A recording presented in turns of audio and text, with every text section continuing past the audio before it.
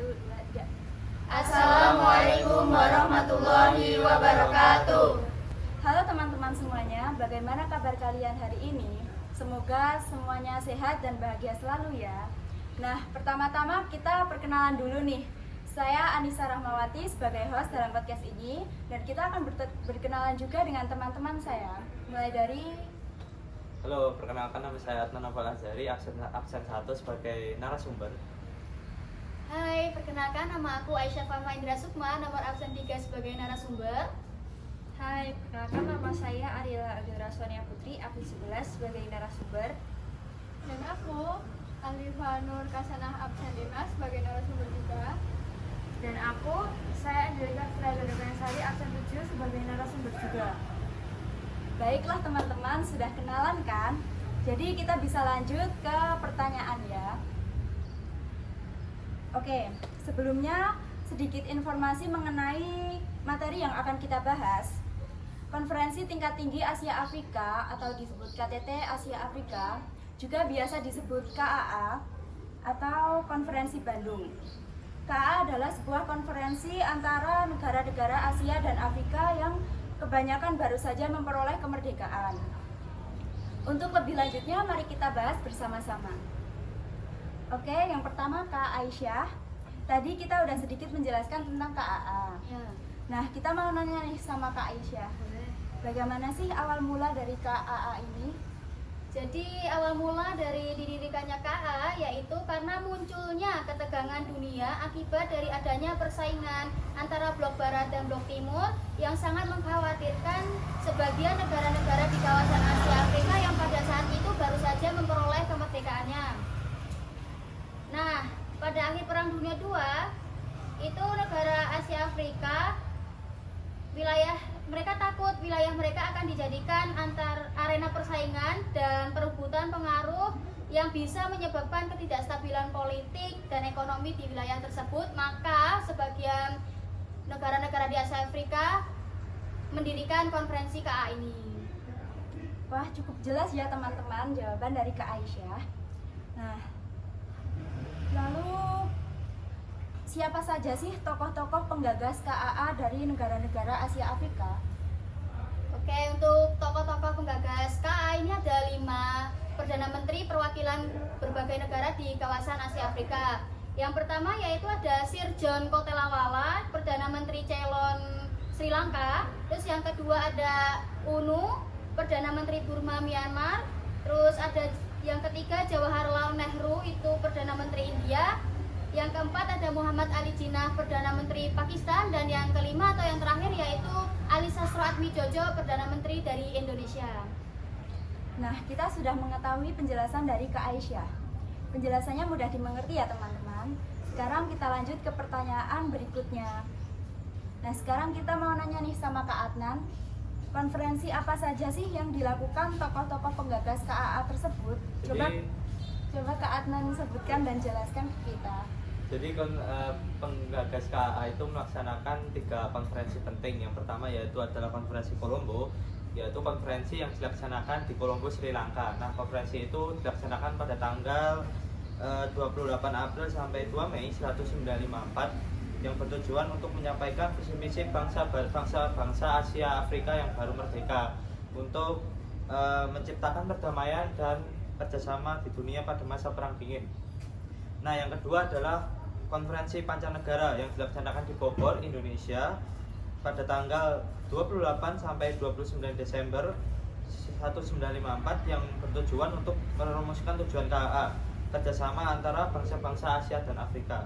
Yang ketiga adalah konferensi Asia dan Afrika dilaksanakan di Bandung, Indonesia pada tanggal 18 April 19 sampai 24 April 1955 yang bertujuan untuk lahirnya Dasar Bandung yang berprinsip-prinsip dasar dalam usaha memajukan perdamaian dan kerjasama dunia.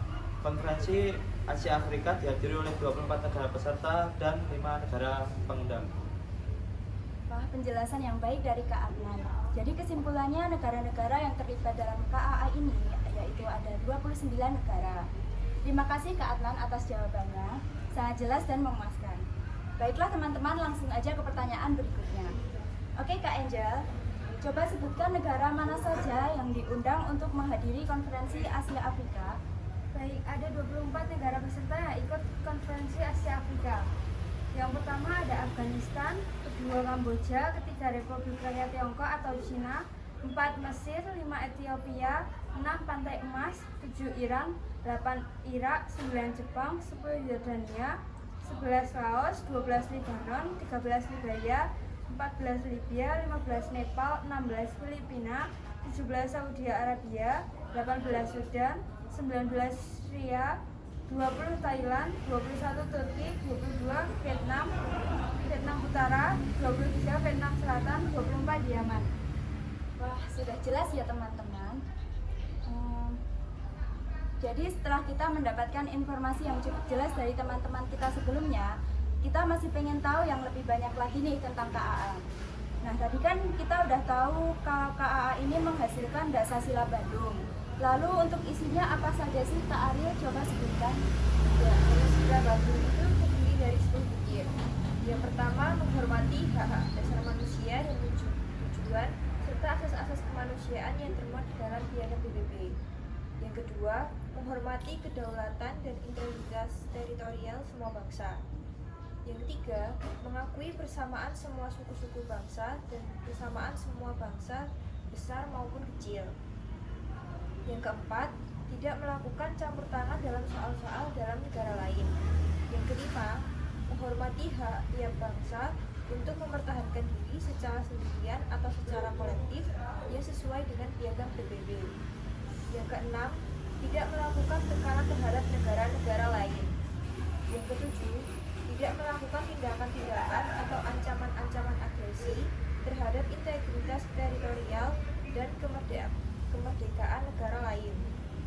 Yang kedelapan, menyelesaikan segala perselisihan internasional dengan jalan damai seperti perundingan, persetujuan, dan lain-lain. Yang kesembilan, memajukan kerjasama untuk kepentingan bersama. Dan yang terakhir, menghormati hukum dan kewajiban-kewajiban internasional. Penjelasan yang sangat baik ya teman-teman. Terima kasih Kak Ariel yang telah bersedia menjawab pertanyaan kita. Selanjutnya pertanyaan untuk Kak Alifa. Apa saja sih pengaruh dari KAA ini? Setelah berakhirnya konferensi Asia Afrika, masih banyak negara yang belum merdeka atau masih berada di bawah pengaruh kaum imperial. Mulai untuk memperjuangkan nasibnya untuk kemerdekaan. Selain itu, KAA juga berpengaruh terhadap dunia internasional, bahkan menjadi pendorong organisasi gerakan non-blok. Lalu bagaimana setelah berakhirnya konferensi Asia Afrika di Bandung? Hubungan antara negara-negara di kawasan Asia Afrika terus berlanjut. Hubungan ini diwujudkan dalam konferensi-konferensi yang lebih khusus seperti konferensi mahasiswa Asia Afrika, konferensi wartawan Asia Afrika, konferensi wanita Asia Afrika, konferensi setiakawan Asia Afrika, konferensi Islam Asia Afrika, musyawarah Menteri Asia Afrika, festival film Asia Afrika, dan yang terakhir konferensi pengarang Asia Afrika. Terima kasih Kak Alifa atas jawabannya. Baiklah teman-teman, sudah jelas bukan informasi yang kami dapatkan? Baiklah, cukup sekian informasi yang kami sampaikan. Semoga podcast ini sangat bermanfaat, mudah dipahami, dan menambah pengetahuan teman-teman tentang KAA. Baiklah, kita tutup podcast ini. Terima kasih atas perhatiannya dan maaf apabila terjadi kesalahan kata. Sekian, wassalamualaikum warahmatullahi wabarakatuh.